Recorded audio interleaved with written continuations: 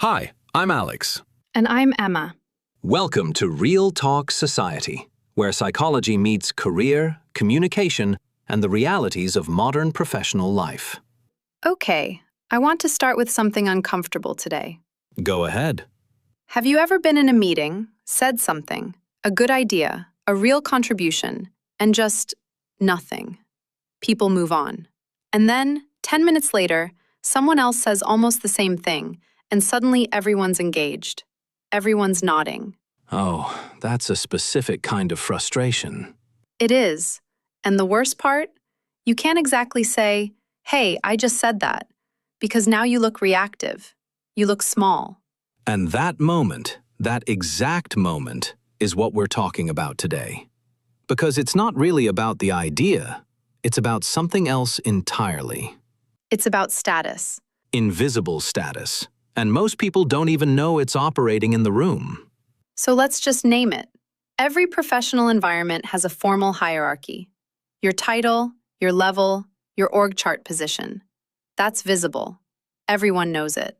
But then there's the other hierarchy, the one nobody talks about, the one that actually determines who gets listened to, who gets promoted, who gets the benefit of the doubt.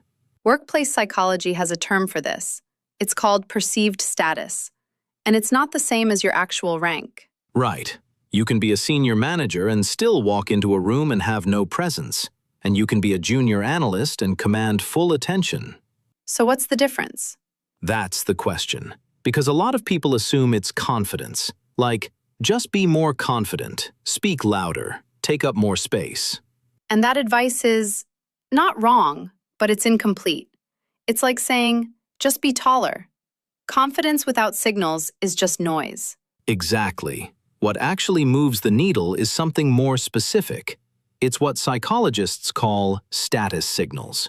Small, consistent behavioral cues that tell the people around you how to treat you. And here's what makes this so interesting, and honestly, a little unsettling. Most of this is happening below the surface. People are reading you and making decisions about your credibility before you've even finished your sentence. Okay, so let's talk about who this actually affects, because I think there's a specific profile here. I think I know where you're going. It's not the slacker. It's not the person who doesn't try.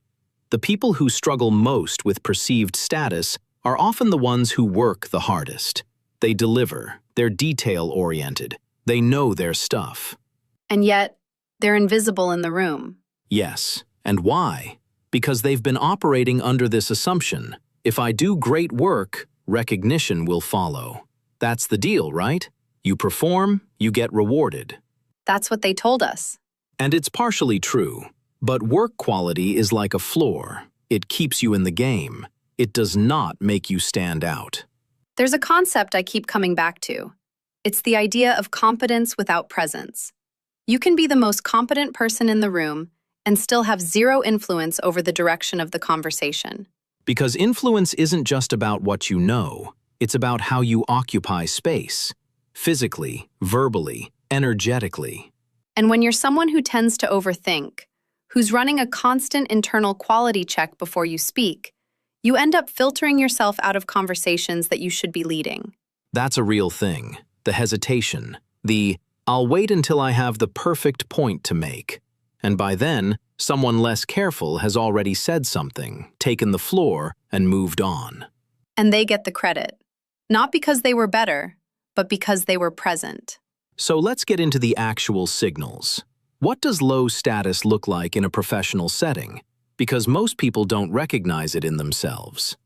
It's subtle.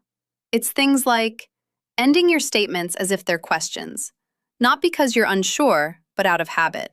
It sounds like you're seeking approval even when you're not. Over-explaining. This one is huge. When you justify every decision before anyone even pushes back, what you're communicating underneath it all is, I'm not sure you'll accept this.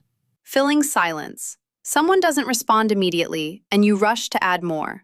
More context, more caveats. The silence wasn't rejection, but you treated it like it was. And the opposite of all of this, high-status behavior, doesn't mean being aggressive or loud. It actually tends to be quieter. It's pacing. taking a beat before you respond. Not because you're slow, but because you're not scrambling for approval. It's economy of words. High-status communicators don't over-explain. They make a point, they stop, and they let the point land. And there's something interesting here about disagreement. How you disagree with someone in a meeting tells people a lot about where you think you stand relative to them. If you preface every disagreement with 5 layers of softening, this is just my perspective, and I could be wrong, but maybe, potentially, you've already signaled that you expect resistance, that you're bracing. Versus someone who just says, I see it differently. Here's why. Direct, calm, no apology for having a different view. That's the signal, not the content of the disagreement, the way it's delivered. There's a phrase that gets thrown around a lot in corporate environments, executive presence. And I think it gets misunderstood constantly. How so? People hear it and they think charisma, like you either have it or you don't. It's some intangible quality that certain people are born with. Which makes it feel out of reach for a lot of people. Exactly. But executive presence is much more behavioral than that. It's learnable. It's a set of habits that, over time, change how people perceive you. So what's the core of it? At its core, executive presence is about signal consistency.